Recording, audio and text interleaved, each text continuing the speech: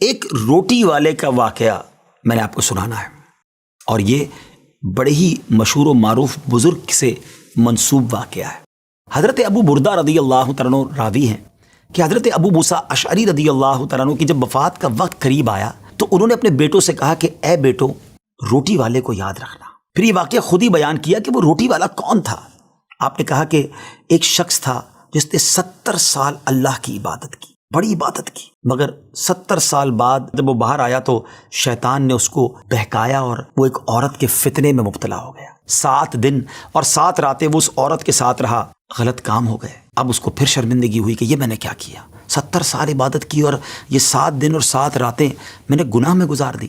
بڑا شرمندہ، بڑا نادم، قدم قدم پر سجدے کرتا جاتا، توبہ کرتا جاتا۔ اب چلتے چلتے چلتے ایک مسافر خانے میں پہنچا تو وہاں 12 مسکین لوگ پڑے ہوئے تھے، لیٹے ہوئے تھے۔ اس نے بھی جگہ بنائی اور ان کے درمیان جا کر خود بھی گر کر سو گئے۔ اب رات میں ایک شخص آیا جو ان کو کھانا دیا کرتا تھا، روٹی دیا کرتا تھا۔ ایک ایک کر کے 12 روٹیاں لے کر آیا تھا، اس کو پتا تھا یہاں 12 مسکین رہتے ہیں۔ ایک ایک کر کے سب کو روٹی دینے لگا۔ وہ شخص جو یہاں آ کر اچانک بیچ میں آ کر لیٹا تھا، اس کو بھی وہ مسکین سمجھا اور اس کو بھی روٹی دے دی۔ لیکن ظاہر ہے کہ اگر ترتیب سے روٹی دیتے دیتے آگے آئے تو آخری نمبر والے کو روٹی نہ ملی، کیونکہ یہ تو 13 ہو چکے تھے۔ تو بانٹنے والے سے اس مسکین نے کہا کہ تم نے آج مجھے روٹی کیوں نہیں دی؟ اس نے کہا میں نے تو سب کو ایک ایک روٹی دی، کسی کو 2 نہیں دی۔ کہا تم مجھے روٹی نہیں دے رہے ہو؟ بہرحال وہ ناراض ہو گیا کہ ٹھیک ہے، پھر تم اگر یہ سمجھتے ہو کہ میں بددیانتی کر رہا ہوں تو میں تمہیں کچھ بھی نہیں دوں گا۔ یہ کہہ کر وہ شخص تو چلا گیا، مگر وہ مسکین بیچارہ بھوکا رہ گیا۔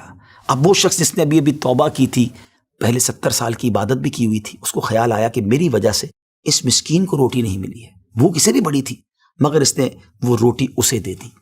شدید بھوک لگی ہوئی تھی، رات بھر بھوک میں تڑپتا رہا، اور اسی بھوک کے عالم میں صبح اس کا انتقال ہو گیا۔ حضرت ابو موسیٰ اشعری رضی اللہ تعالیٰ عنہ فرماتے ہیں کہ جب یہ شخص اللہ کی بارگاہ میں پہنچا نا تو ایک پلڑے میں اس کی 70 سال کی عبادت رکھی گئی، اور ایک پلڑے میں وہ 7 دن اور 7 رات کے گناہ رکھے گئے۔ تو فرمایا کہ وہ گناہ جو تھے وہ 70 سال کی عبادت سے آگے بڑھ گئے، یعنی اب اس کے لیے گویا حکم ہو سکتا تھا کہ وہ جہنم میں جائے، مگر ان 7 دن کے گناہوں کے سامنے وہ روٹی رکھی گئی، اور اس روٹی کی برکت سے، کیونکہ وہ اخلاص کے ساتھ ایثار کی گئی تھی، مسکین کی مدد کی گئی تھی، وہ 7 دن کے بڑے بڑے گناہ معاف کر دیے گئے اور وہ جنت میں چلا گیا۔ پھر آپ نے اپنے بچوں سے کہا بیٹا روٹی والے کو یاد رکھنا۔ ناظرین، یہ واقعہ واقعی دلوں کے تار چھیڑ دیتا ہے۔ 2 باتیں سیکھنی ہیں کہ بعض اوقات کچھ لوگ کہتے ہیں یار میں نہیں بہک سکتا، میں تو بڑے اچھے ماحول میں ہوں۔ نہیں جناب، شیطان نے بڑوں بڑوں کو بہکا دیا ہے۔ ہمیں اپنی صحبتیں اچھی کرنی ہوں گی، اللہ کریم سے شیطان کے مقابلے میں پناہ مانگنی ہوگی، اور اپنے آپ سے ڈرتے رہنا ہوگا کہ نہیں میں بھی گناہوں میں مبتلا ہو سکتا ہوں، مجھ سے بھی کوئی بڑا گناہ کہیں نہ ہو جائے۔ توبہ کرتے رہیں، ڈرتے رہیں، خوف رکھیں اور اچھی صحبت اپنائیں۔